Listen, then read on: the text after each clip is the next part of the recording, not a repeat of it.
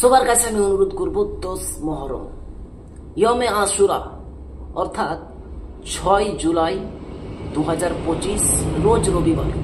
এই দিনে অবশ্যই আমি আপনাদের কাছে অনুরোধ করব কমপক্ষে 100 বার সূরা ফাতিহা আলহামদুলিল্লাহি রাব্বিল আলামিন এই সূরাটা পড়ে ইমাম হোসেন রাদিয়াল্লাহু তাআলা আনহুর বারগাহে পেশ করবেন এবং ইমামে হোসেনের ওসিলাতে পৃথিবীর যেন সুকুনের জিন্দেগি চাইবেন, নিজের জন্য অপরের জন্য যেন সুকুনের জিন্দেগি আল্লাহ তাআলার কাছে চাইবেন। আসসালামু আলাইকুম ওয়া রাহমাতুল্লাহি ওয়া বারাকাতুহু। আশা করছি আল্লাহর অশেষ রহমতে দয়াতে মেহেরবানিতে আপনারা সবাই ভালো আছেন।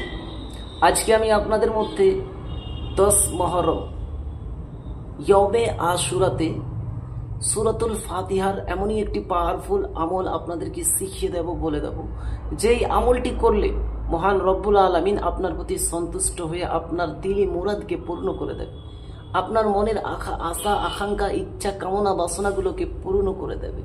ইমামে হোসেনের ওয়াস্তে, ইমামে হোসেনের সাদকে, কারবালার ওয়াস্তে, পাক পাঞ্জাতানের ওসিলাতে আল্লাহ রব্বুল আলামিন আপনার জায়েজ মুরাদকে পূর্ণ করে দেবে।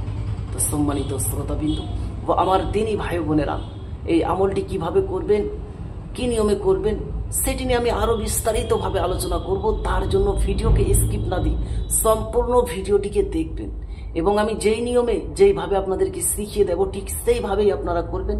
ইনশাআল্লাহ তাআলা হাতে নাতে আপনি ফল দেখতে পাবেন। সম্মানিত শ্রোতাবিন্দু ও আমার দিনী ভাই বোনেরা, আপনাদের কাছে আমি হাত জোড় করে অনুরোধ করব, অবশ্যই আপনারা এই আমলটা করবেন, অবশ্যই আপনারা এই আমলটা করবেন এবং অন্যদেরকে করার পরামর্শ দিবেন।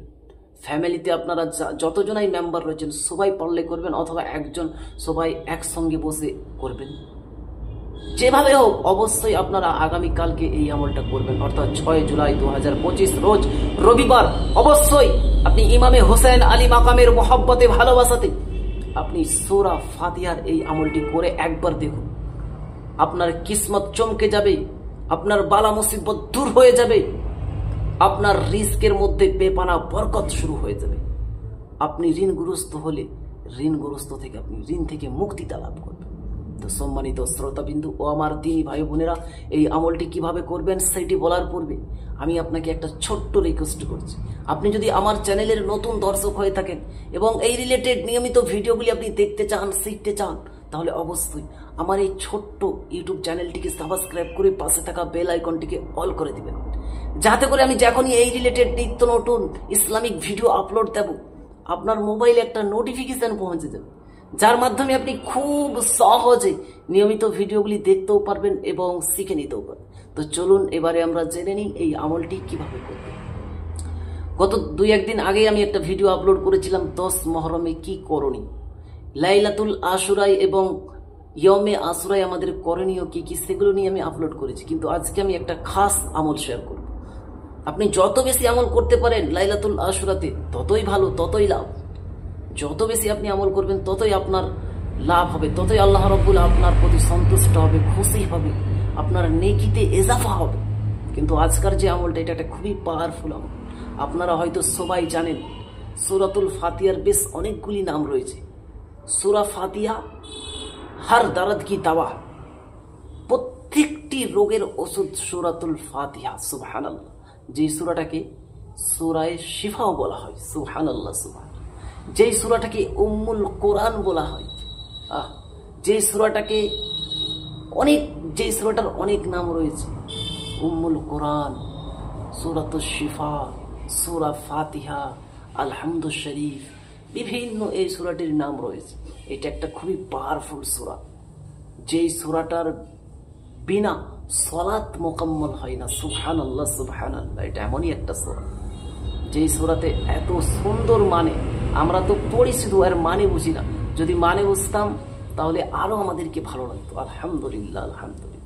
তো সম্মানিত শ্রোতাবিন্দু, যাই হোক আমি সূরা ফাতিহাটাকে নিয়ে ডিসকাস করবো না, আমি আমলটা নিয়ে ডিসকাস করবো বা শিখিয়ে দেবো, নাহলে ভিডিওটা অনেক লম্বা হয়ে যাবে।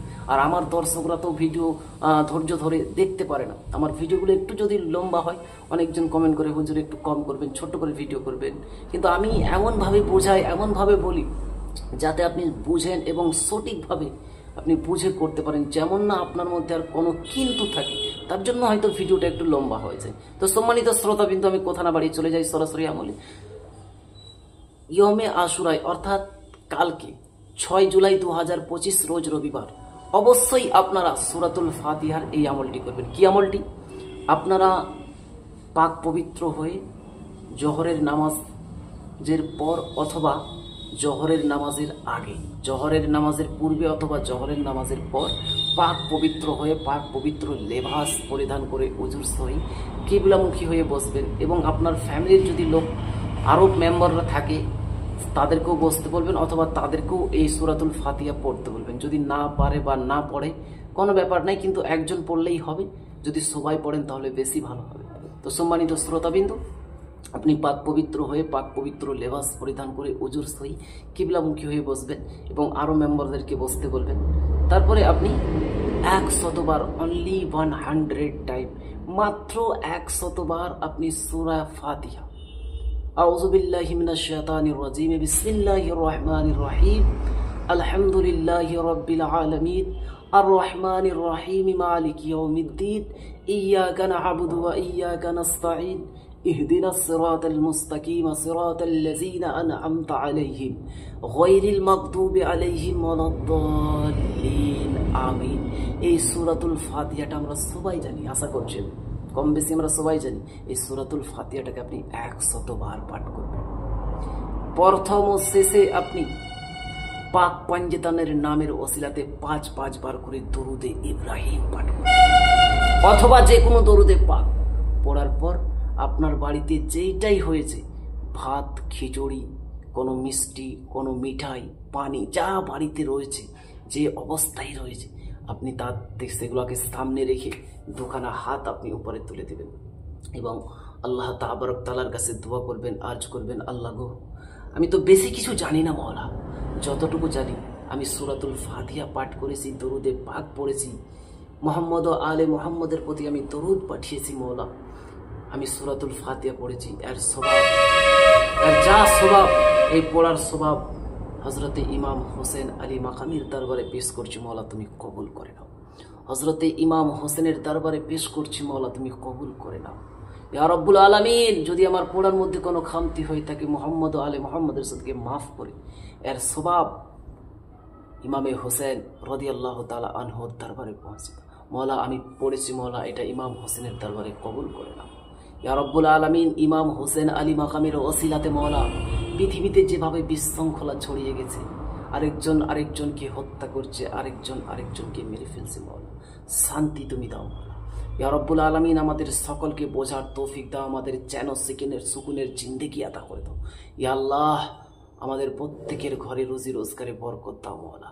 ইয়া রাব্বুল আলামিন, আমি যে সমস্যার মধ্যে রয়েছি মওলা, তুমি ভালো জানো মওলা আমার থেকে, তুমি আমার সমস্যাগুলোকে দূর করে দাও, আমার সমস্যাগুলোর তুমি সমাধান করে দাও, আমার রুজি রোজগারে বৃদ্ধি করে দাও, আমার ঋণ থেকে আমাকে মুক্তি দাও, আমার সমস্যাগুলো দূর করে দাও, বিপদ আপদ থেকে উদ্ধার করো, আমার যেন সুকুনের জিন্দেগি দাও, নেক আমল করার তুমি তৌফিক দাও, সত্যিকারের নবীর প্রেমিক, হোসেনি প্রেমিক আমাকে বানিয়ে দাও। এভাবে আপনি যা আপনার মনের মধ্যে ইচ্ছাগুলো রয়েছে, যা সমস্যাগুলো রয়েছে প্রকাশ করবেন। তারপরে আপনি শেষে আল্লাহুম্মা রাব্বিরহামহুমা কামা রাব্বায়ানি সগীরা, আল্লাহুম্মা রাব্বানা আতিনা ফিদ দুনিয়া হাসানাতাও ওয়া ফিল আখিরাতি হাসানাতাও ওয়া কিনা আযাবান নার, আযাবাল কবরি, আযাবাল হাশরি, আযাবাদ দুনিয়া, আযাবাল আখিরা। সুবহান রাব্বিকা রাব্বিল ইজ্জাতি আম্মা ইয়াসিফুন ওয়া সালামুন আলাল মুরসালিন ওয়ালহামদুলিল্লাহি রাব্বিল আলামিন। এত কিছু যদি নাও বলতে পারেন, আপনি বাংলাতে বলবেন লা ইলাহা ইল্লাল্লাহ মুহাম্মাদুর রাসূলুল্লাহ। ঠিক আছে, দেখবেন এই আমল করার পর মহান রব্বুল আলামিন আপনার তাকদীরকে চেঞ্জ করে দেবে, আপনার তাকদীরকে বদলে দেবে, আপনার যাবতীয় সমস্যাগুলো ধীরে ধীরে দূর হয়ে যাবে। ইমাম হোসেনের হস্তে কারবালার সাদকে আপনার সমস্যার সমাধান হয়ে যাবে, আপনার রুজি রোজগারে বৃদ্ধি হবে, টাকা পয়সায় বরকত হবে। তো সম্মানিত শ্রোতাবৃন্দ, আপনি যদি এই আমলটি করতে চান অবশ্যই কমেন্ট সেকশনে ইয়া হোসেন লিখবেন। কি লিখবেন?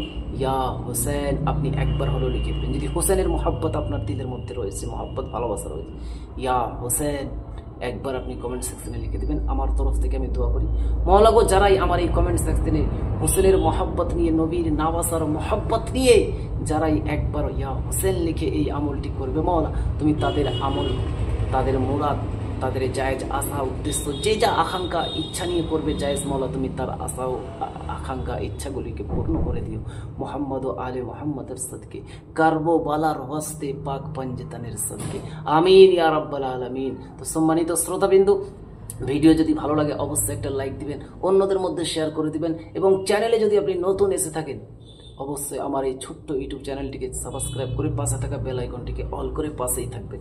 আর যিনারা অলরেডি আমার চ্যানেলটিকে সাবস্ক্রাইব করেছেন অসংখ্য অসংখ্য ধন্যবাদ। আজকের ভিডিওটি আমি এখানেই সমাপ্ত করে দিলাম। আবার দেখা হবে একটি নতুন আমলের সাথে। আল্লাহ হাফিজ।